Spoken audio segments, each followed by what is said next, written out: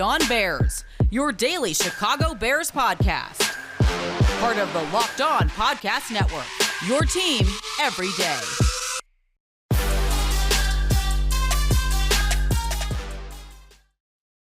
After a tough week one loss to the Los Angeles Rams, it's really easy for us to get fired up and excited and angry and upset and all the full range of emotions about what the Bears need to change for week two and what the rest of the season is going to hold based off of what we saw out of that first game.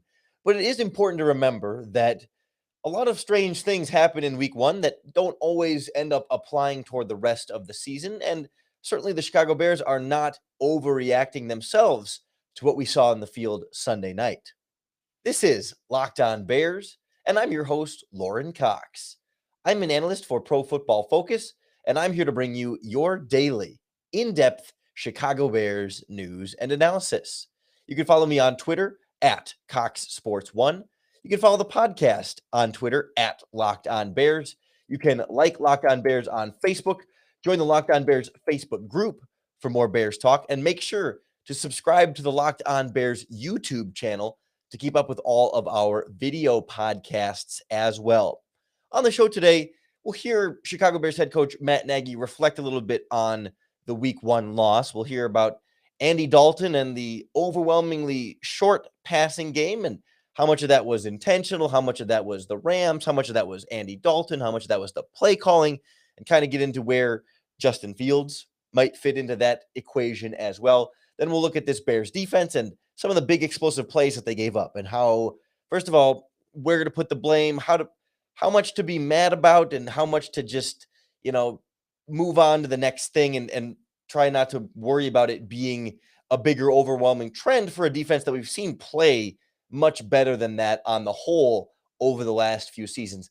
Then we'll wrap up with one of the more strange, interesting, and somehow funny stories of the weekend, the start of the week, of Matt Nagy appearing in an actual McDonald's ad that I thought was photoshopped, but we'll kind of go through that and some of the humor behind it and just why it kind of feels like just a weird, dare I say, a bad look, just the whole way it was put together. But let's start with the Rams-Bears game. We'll start with some real football before we get into some of the more fun stuff at the end. And of course, now we've kind of had a day to digest what we saw from Andy Dalton and even to a lesser extent, Justin Fields.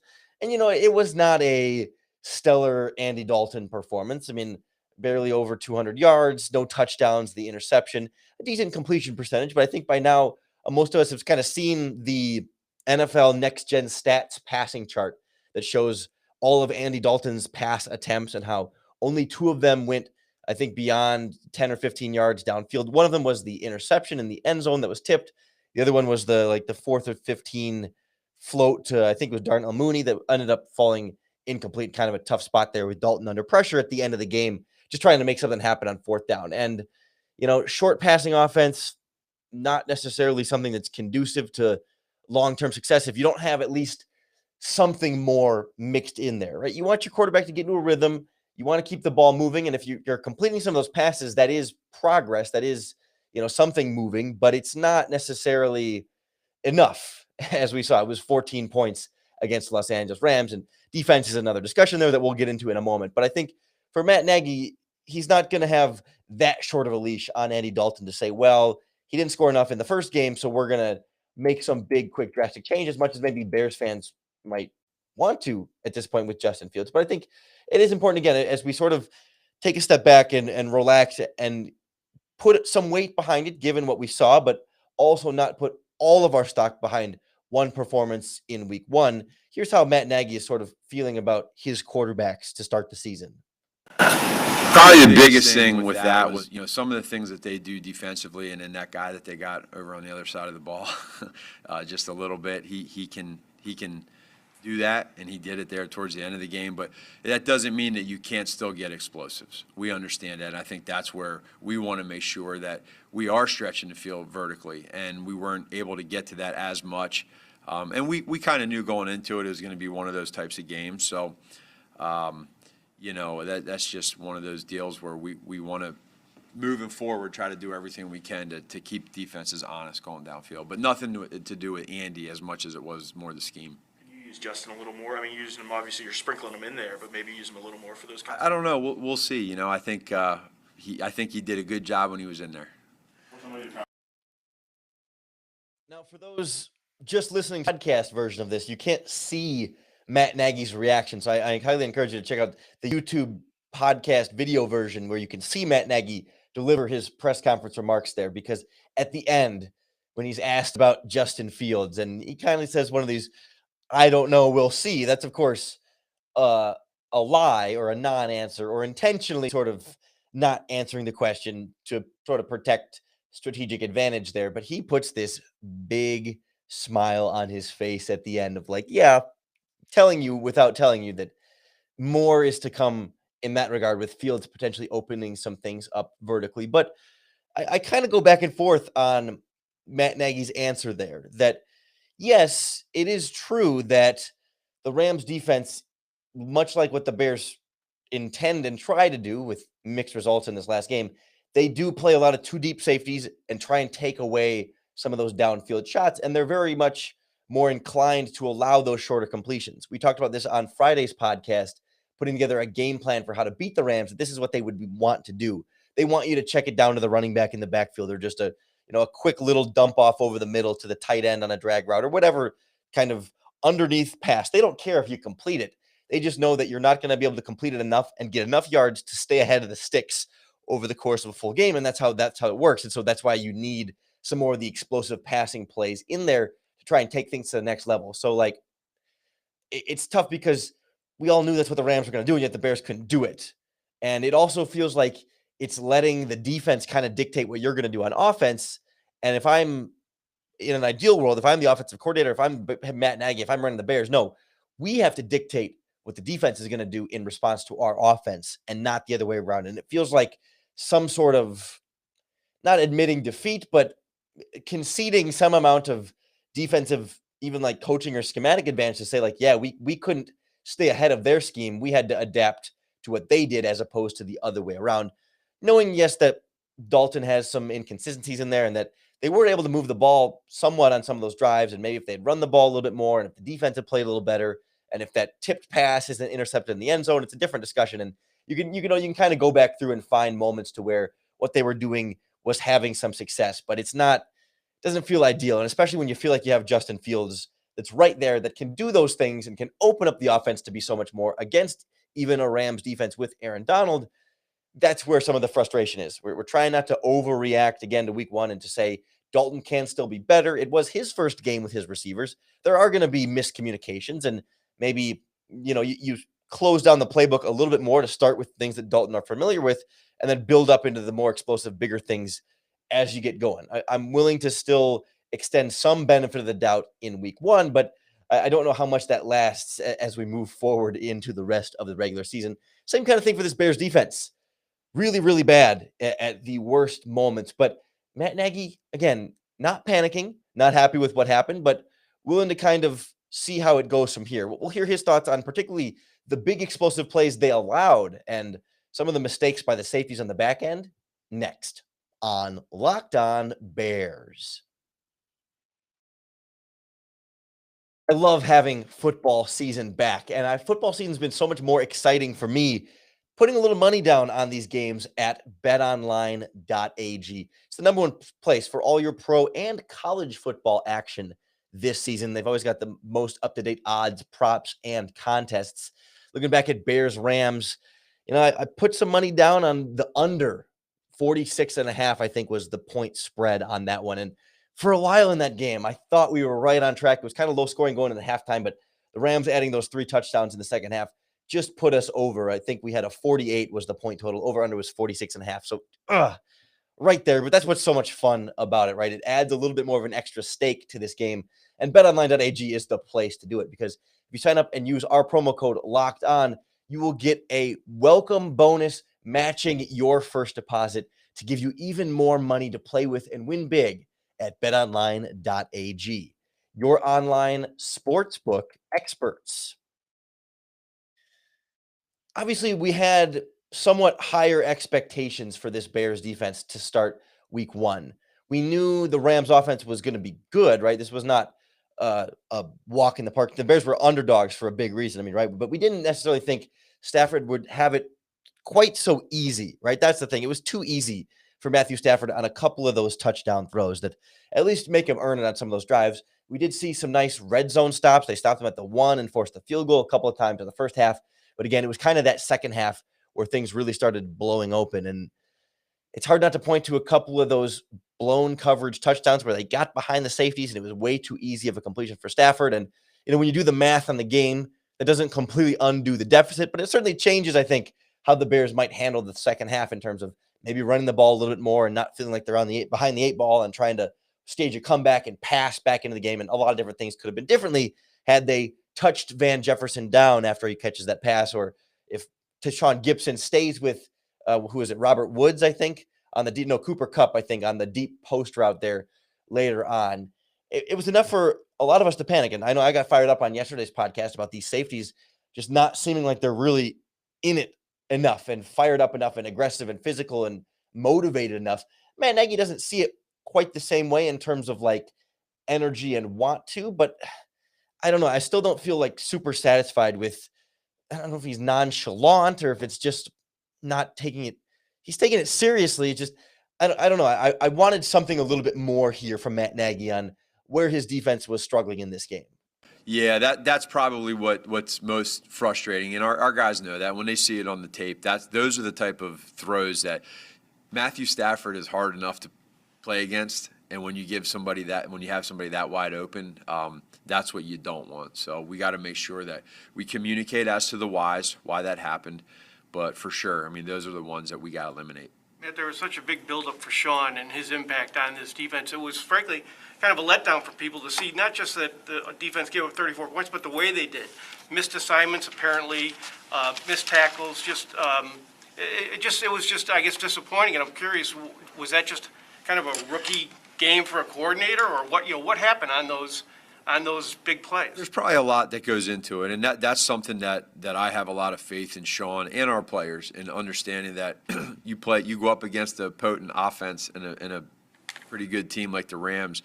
You better know what you're doing on every single play. And Sean's, we got together this morning as a staff, and we watched the film and went through different scenarios of the game. And there's some calls when you look through it, just like us as play callers, as everybody, there's some that you want back and that you put on yourself. And then there's others too, where you're like, you know what, this guy could have made a play here or there. And then there's some plays where, like that 4th and 1 that they had a 4th and 1, the bootleg to the right. Matthew made a great throw. It was a great catch. So there's sometimes they're just going to make plays. But overall, I'd say the biggest theme for us would be no panic and just understand that, hey, this was Sean's first game calling, and this was our first game of 2021, and we understand that that's not good enough. We know we want to be better. We want to focus on any of the positives that there were. And then, that's why I think we all believe in one another, and now we get another chance this weekend. The play where both Gibson and Eddie Jackson failed to touch Jefferson on the ground. I know you call that like a learning lesson, but to a lot of people that's an inexcusable mistake that anybody in high school knows an NFL player instinctively should do. And I guess the question is, that seems like a systemic or just an issue from the top that maybe what he's teaching they're not quite getting. So what kind of a problem is that to you when you see something like that? I know everybody has their own opinions, and I respect that. I wouldn't agree with that in regards to starting with Sean or I think that's a learning experience, like I said yesterday, to where when that happens, they both tried to nonchalantly tag him. You know what I mean? So it was you got to do it more aggressively, and you got to make sure that if anything, you got to hit him. You know what I mean? So don't put any gray in it to where when he gets back up and runs that you didn't touch him. That's probably the biggest thing. And those guys, I'll guarantee you that entire defense will learn from that. And our offensive players will learn from that too. If you're not touched, stand up and run and turn it into a touchdown. So I know that Sean is teaching those guys the right thing to do, and I know that those guys will definitely learn from it. Definitely what I would call some pointed questioning, maybe aggressive questioning from some of the Bears media there. I think Mark Plesh was the one trying to kind of hold his feet to the fire. Maybe there's a line there that is always difficult to cross in the moment when you're trying to ask a question and come up with the wording. But regardless, again, I'm kind of stuck a little bit back and forth on this, that like, yes, like we got fired up again on yesterday's podcast about Eddie Jackson and Tashawn Gibson. It's like when you watch Jalen Ramsey on the other sideline playing his heart out and lining up all over the field and just loving contact and being physical, then you watch Gibson and Jackson not really interested in tackling a guy. You want accountability. You want them to put them on the bench, do something to get them fired up and do it. But at the same time, I also see Matt Nagy's point. It's like he didn't say it in these exact words, but like they know they messed up, right? I mean, they know what they did was wrong. You don't need to. They're not surprised when you come to them and say, "Hey, you messed up. You shouldn't have allowed a touchdown there." Like, no, duh. They know they should have tackled Van Jefferson, and they know that one of them was supposed to stay with Cooper Kupp on the post route touchdown, right? So it's like, when they're grown veteran adults, they don't need to be like necessarily always need to be yelled at and reminded and told of what they did wrong, because they do know better and they didn't do it intentionally, right? Maybe it's different when it's like high school or youth football or whatever, and maybe the kid needs to be like, the actual kid is the key word there, needs to be reminded or taught, or when Matt Nagy calls it a learning opportunity, it is more of a learning opportunity for kids. And that's where the other side of this comes. It's like, it shouldn't need to be a learning opportunity for those guys. And to call it a learning opportunity feels almost like excusing it or allowing it. And I know he's not excusing it or allowing it, but it's like, it's too passive. It's like it's not a big enough deal on just how pivotal it was. Like, yeah, we can't have that. We need to be better. But like,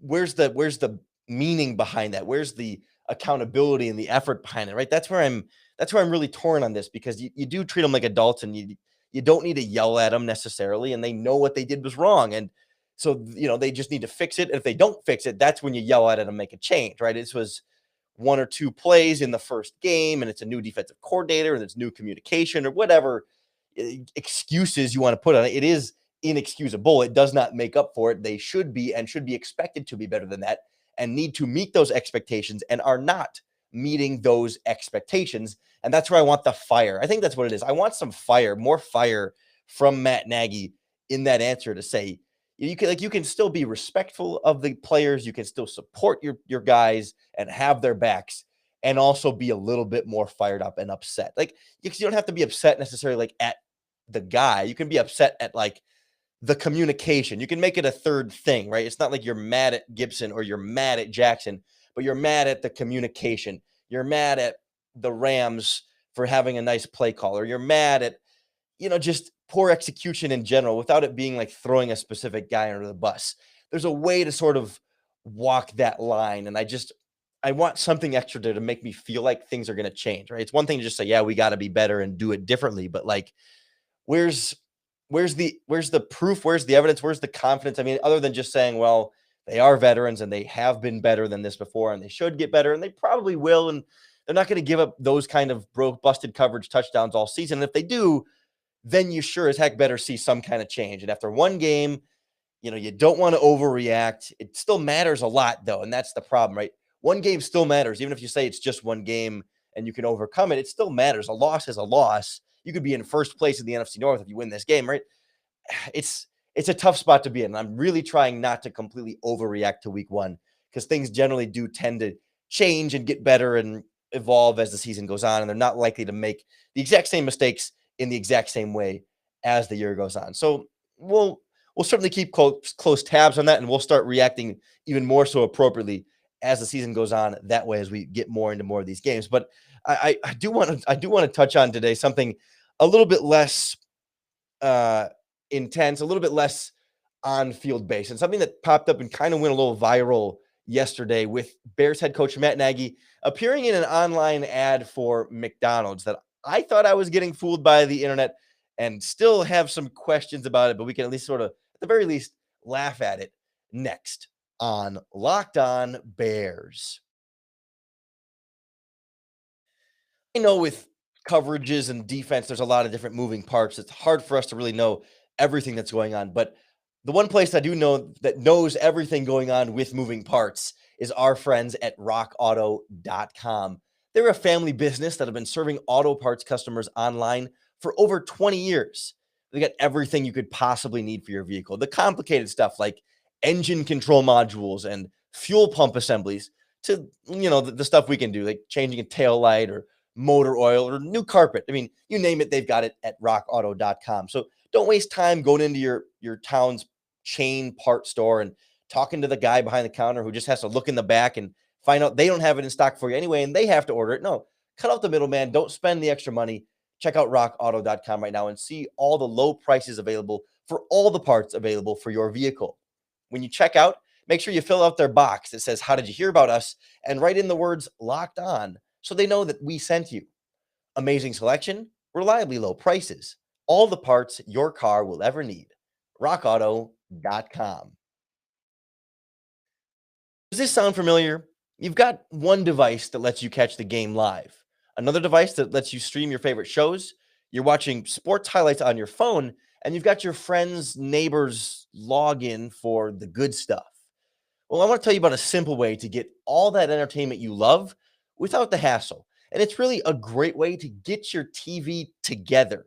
It's called DirecTV Stream, and it brings live TV and on-demand favorites together like never before. So you can watch all your favorite sports, movies, and shows all in one place. That means no more juggling remotes and no need to buy another device ever again. And the best part is there's no annual contract. So get rid of the clutter and get rid of the confusion and get your TV together with DirecTV Stream. You can learn more at directv.com. That's directv.com. Compatible device required. Content varies by package. I didn't think we would ever talk about like McDonald's on this podcast in terms of like something actually connected to the Chicago Bears, but weird thing on Monday. It's the best way I can describe it. It's like I saw a screenshot posted online of this McDonald's like advertisement, like just like a Facebook ad, a sponsored McDonald's post. Says join Team Chicagoland, and it lists all the benefits of, I guess, working for McDonald's in Chicago. And there's this picture of Matt Nagy smiling in a Bears jacket and his Bears B visor. And I legitimately thought when I first saw this that it was some Bears fan who was joking about, well, Matt Nagy's going to get fired and going to have to work at McDonald's because that's the only job he's going to be able to get after coaching the Bears so poorly and losing on Monday night, right? It's like standard, like, haha, kind of good joke. Like, it reminded me, I think part of this is it was fresh in my mind of something I'd seen on Twitter earlier on Sunday during the Lions game. There's this guy on Twitter, everyone calls him Biz. When Jeff Okudah, the Lions cornerback, got burned for a couple touchdowns, he tweeted at Jeff Okudah with a picture of an Arby's job application, said, "Hey, bro, you're going to need this after the game." Right. So that was still fresh on my mind. When I then saw Matt Nagy and the McDonald's thing, and I was like, oh, okay, this is another like NFL player / coach doing poorly on game day. Give them an association with a fast food related job. Because there's, that's sort of a stigma of like, fast food is sort of a low paying dead end job that, isn't viewed as something that you would associate with success. And I don't want to gatekeep employment. People got to work, you got to pay bills. And many people have many successful careers at McDonald's. I enjoy a McDonald's meal every once in a while, right? This is not about McDonald's per se, but it's the association there of Matt Nagy. And it turns out there's actually like a short video of Matt Nagy with the McDonald's thing where he says, I think the line was something like, "I was hired to help you make this great team at McDonald's even greater." It's a recruitment effort for McDonald's in a time where we're seeing, worker shortages across the country. McDonald's trying to find new ways to hire people, and by all means, go. Matt Nagy could be a nice voice to try and incentivize people for Bears fans in Chicago to work for McDonald's. They talk about this is not going to be a McDonald's ad right here. The McDonald's is not paying me to talk about this by any means. This is just a funny thing that Matt Nagy was in, but talked about the incentives for working at McDonald's, and they're building the team with the help of the Bears coach Matt Nagy. And just, I don't know, a couple of things strike me there of like, first and foremost, Matt Nagy, get whatever sponsorship money you can get. If McDonald's will pay me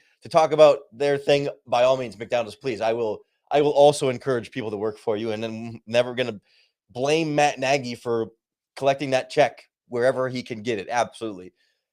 Also feels like partially a strange partnership there, Bears head coach and McDonald's. But then also I think there's kind of a perception thing here that it just doesn't feel like an amazing look. And again, this is not that McDonald's is a bad company or there's anything wrong with working for McDonald's, but because it's so easily jokeable, right? Because when you put aside like the nice things you can say about McDonald's and Matt Nagy, like you just have to be like aware of the internet and internet culture that this is easily made fun of. And that's something that McDonald's and the Bears and Matt Nagy should have been more cognizant of for all the reasons I explained at the beginning, right? That's like, having trouble coaching bad, go work fast food, et cetera, et cetera.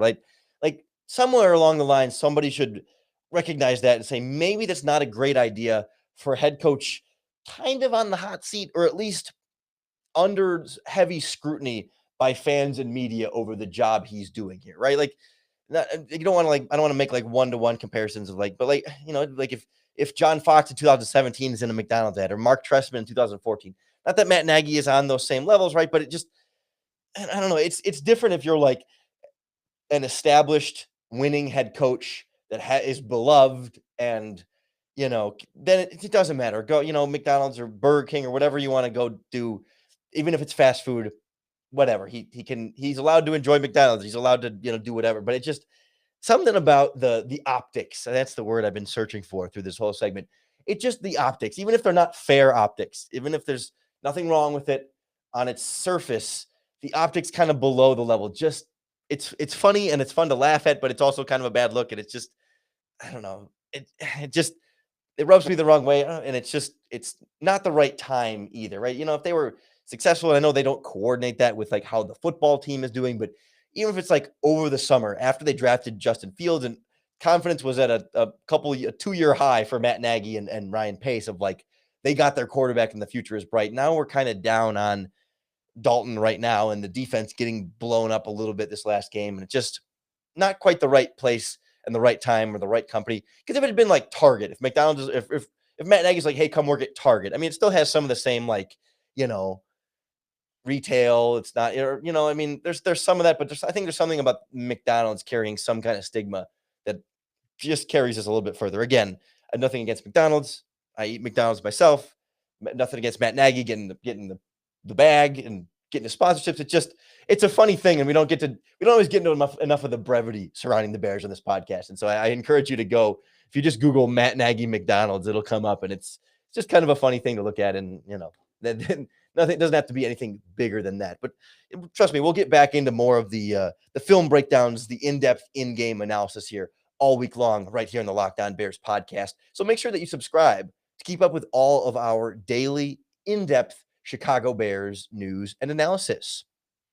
As we move along into the week, we'll be joined by our friends from Locked On Bengals on our Crossover Thursday podcast to preview our upcoming matchup against the team that beat the Vikings last week.